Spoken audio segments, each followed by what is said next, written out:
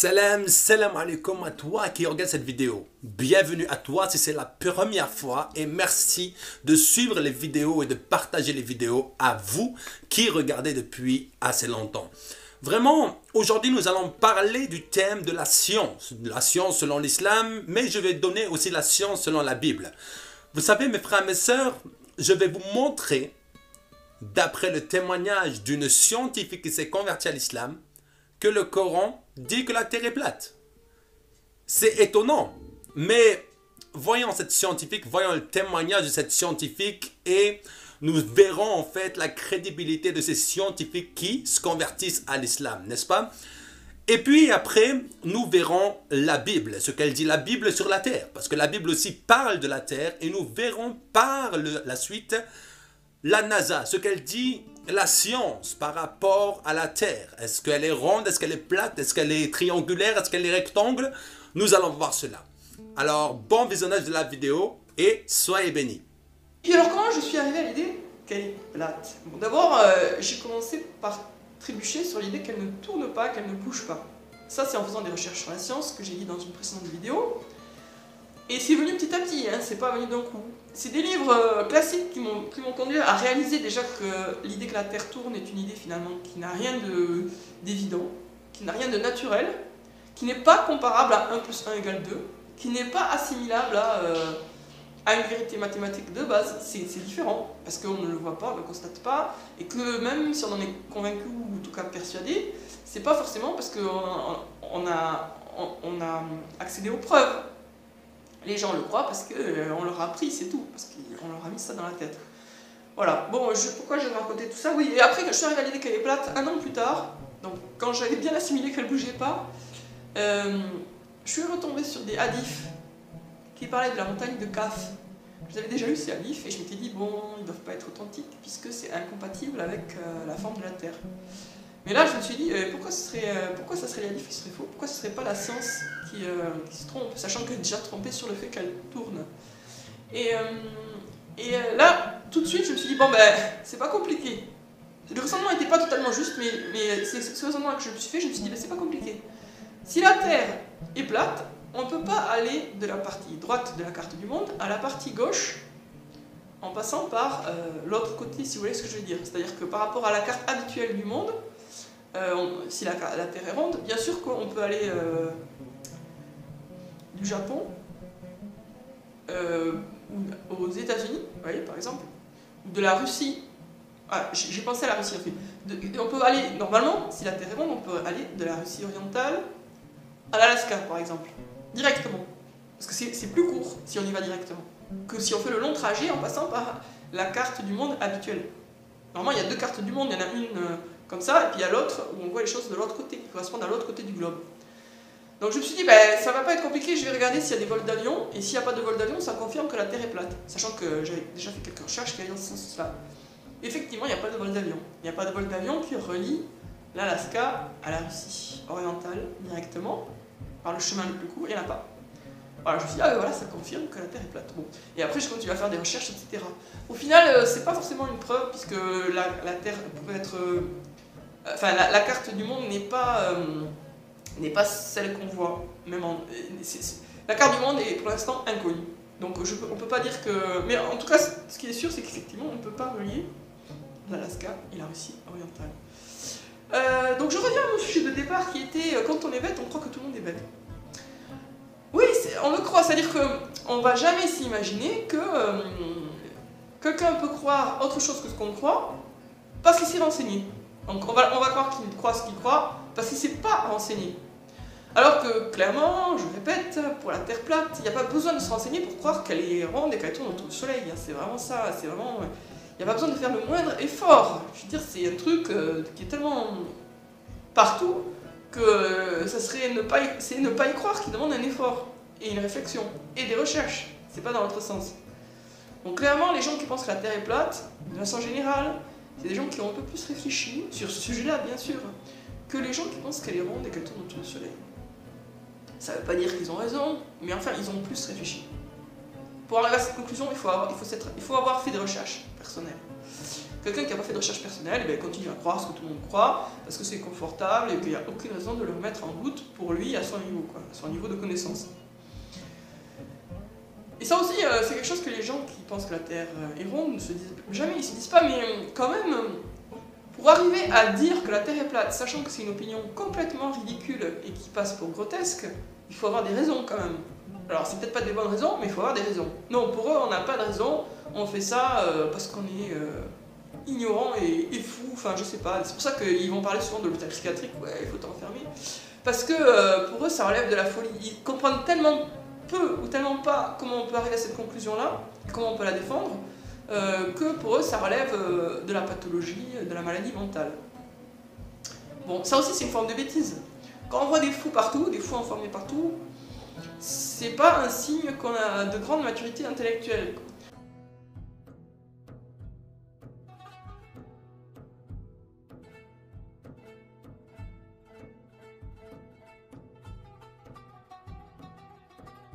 Après avoir vu que cette dame a accepté l'islam parce que pour elle la terre est plate et vu que le Coran dit que la terre est plate, maintenant voyons ce que dit la Bible. Ésaïe 40, verset 22.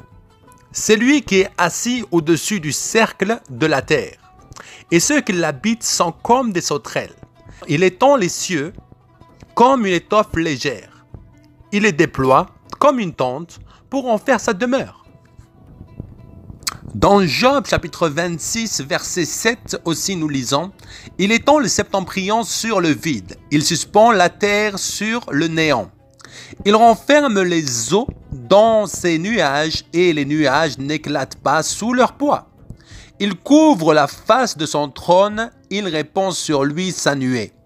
Il a tracé un cercle à la surface des eaux comme limite entre la lumière et les ténèbres. » Par cette vidéo, voyons donc si la Terre est plate ou la Terre est ronde. Jette tes préjugés en l'air parce qu'aujourd'hui on va regarder le top 5 des raisons pour lesquelles la Terre n'est pas plate. Numéro 5, le soleil. Une chose que je peux observer moi-même, c'est simplement le soleil. Je peux l'observer se lever et se coucher tous les jours. Donc je sais que l'argument avancé par les gens qui croient en la Terre plate est le fait que, un peu comme le faisceau d'une lampe torche près d'un mur n'éclairera pas le mur entier, un soleil proche d'une terre plate n'éclairera pas la terre entière. Donc très bien, mais cet argument ne tient pas face à mes observations. J'ai la chance d'avoir pu personnellement observer des centaines et des centaines de couchers de soleil à la mer. Si le soleil restait au-dessus de nous et s'éloignait progressivement, alors je devrais le voir se rétrécir de plus en plus alors qu'il s'approche de l'horizon, jusqu'à qu'il devienne trop petit pour être visible. Encore une fois, dû à la perspective. Et ce n'est cependant pas ce que je peux observer. Du lever au coucher, le soleil a l'air de garder la même taille, sauf peut-être au moment du lever et du coucher où il me paraît légèrement plus gros. Donc on observe le contraire de ce à quoi on pourrait s'attendre sur le modèle de la Terre plate. Par contre, cette observation est consistante avec le modèle du globe. Numéro 4, la Lune. Donc l'observation que j'ai faite du Soleil s'applique aussi à la Lune, mais il y a autre chose. Quand je suis arrivé aux Philippines, j'étais assez surpris de voir que les croissants de lune n'étaient pas les mêmes que ce que je pouvais observer en France. Ici, la lune croissante commence par le bas, elle devient pleine et décroît vers le haut. C'est une chose que je peux personnellement observer tous les mois. Et encore une fois, cette observation n'a aucun sens sur une Terre plate. Sur une Terre plate, la lune devrait être dans le même sens pour tout le monde. Par contre, cette observation est exactement ce à quoi on pourrait s'attendre sur le modèle du globe. Donc quand je suis debout aux Philippines, je me tiens à un angle différent de quand je suis debout en France. Ça explique parfaitement le fait que je puisse voir la Lune sous un autre angle que par rapport à la France. Numéro 3, prendre de la hauteur. Donc voilà une autre observation qui me pousse à penser que la surface de la Terre est courbée. Quand le soleil se couche, il continue d'éclairer les nuages au-dessus de moi pendant un moment. En gros, plus je prends de la hauteur, plus je verrai le soleil longtemps. Une anecdote qui illustre bien ça, c'est le fait que pendant le ramadan, les musulmans qui travaillent tout en haut de la tour la plus haute du monde, le Burj Khalifa à Dubaï, doivent rompre le jeûne 3 minutes plus tard que ceux qui travaillent en bas de la tour. Et c'est pour la simple raison que le soleil se couche en premier pour les gens proches du sol et un peu après pour les gens en haut de la tour. Une nouvelle fois, cette observation reste consistante avec le modèle du globe, mais je ne vois pas comment ça pourrait être expliqué sur une Terre plate.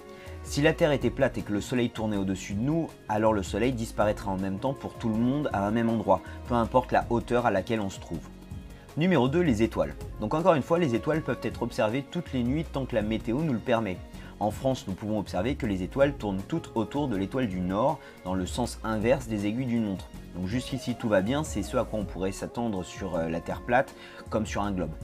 Maintenant, c'est dans l'hémisphère sud qu'il devrait avoir des différences marquées entre ces deux modèles.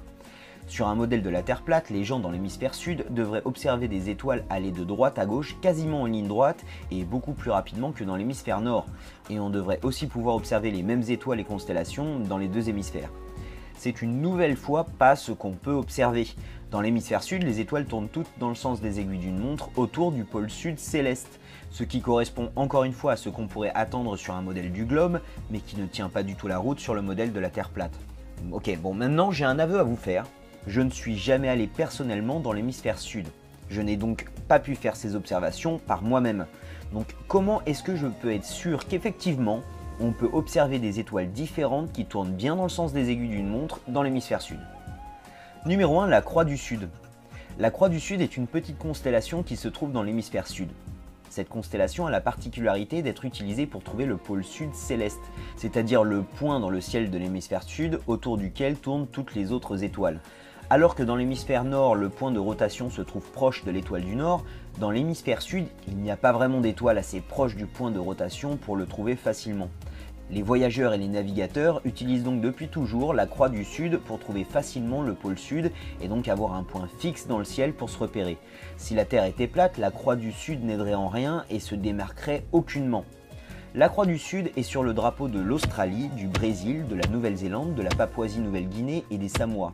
Ça montre bien que c'est une constellation importante pour tous ces gens et ils sont quand même sur différents endroits de la Terre.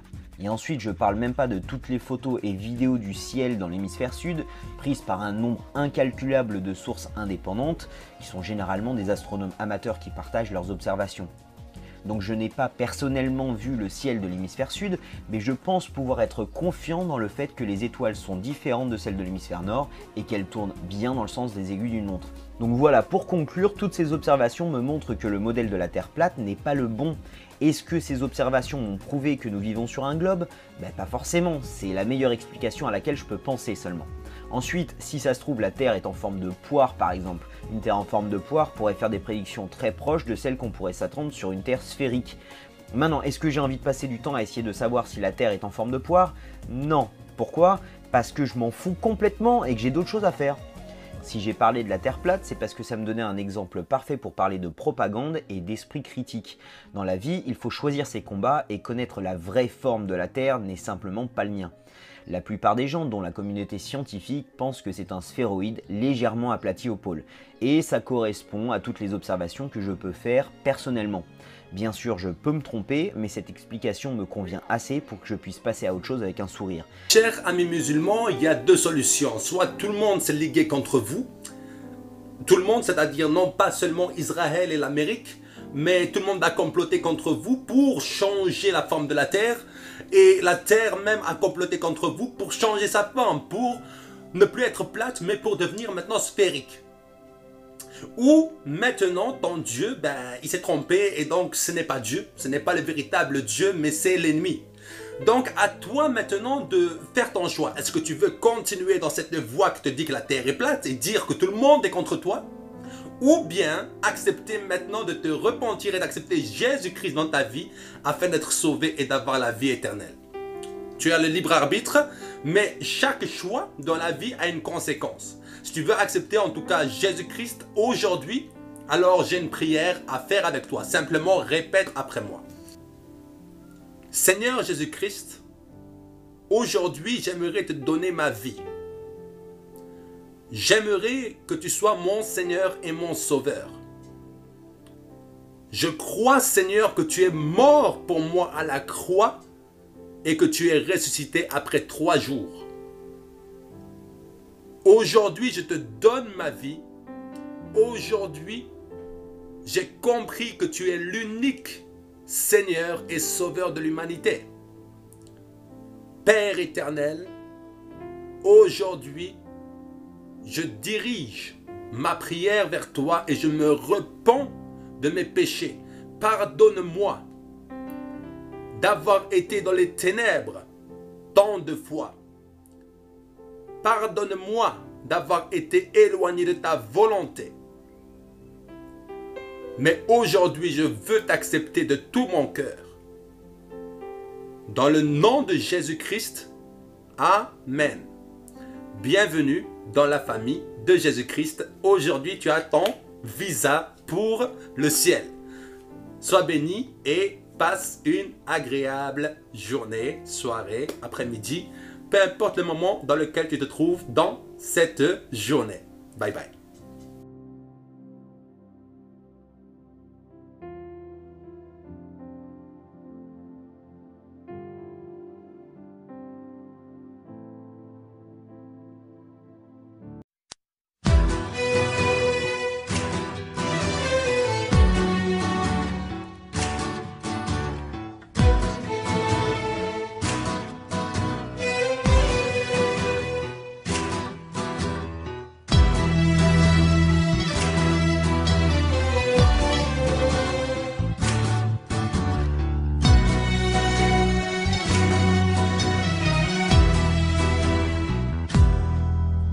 يا كل مشاكل الدنيا امشي، إلهي سهران ما بين امشي، وانا ماشي وراه ما بندمش، ده هو اهلي وراس مالي. يا كل مشاكل الدنيا امشي، إلهي سهران ما بين امشي، وانا ماشي وراه ما بندمش، ده هو اهلي وراس مالي. الحمد هيعلى جوايا ليسوع السند اللي معايا. الحمد هيعلى جوايا ليسوع السند اللي معايا. معايا سلام ويرفعني عالي فوق آلامي وبكايا، متشدد بإلهي الحي، مسيحي اللي ماله زيي، قبل ما اشكي بلقاه جاي، يحضني ويقول غالي، متشدد بإلهي الحي، مسيحي اللي ماله زيي، قبل ما اشكي بلقاه جاي، يحضني ويقول غالي. الحمد هيعلى جوايا ليسوع السند اللي معايا. الحمد هيعلى جوايا ليسوع السند اللي معايا، وسلام ويرفعني عالي فوق آلامي وبكايا.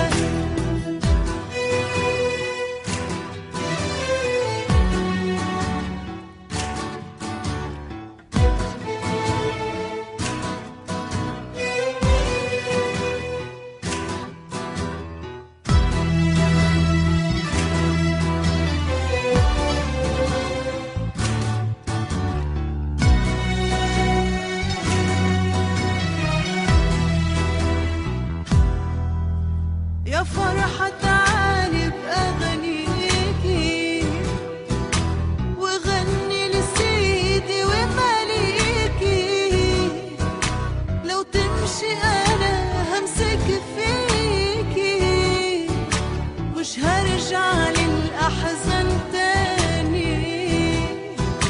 يا فرحة تعالي بأغانيكي، وغني لسيدي ومليكي، لو تمشي أنا همسك فيكي، مش هرجع للأحزان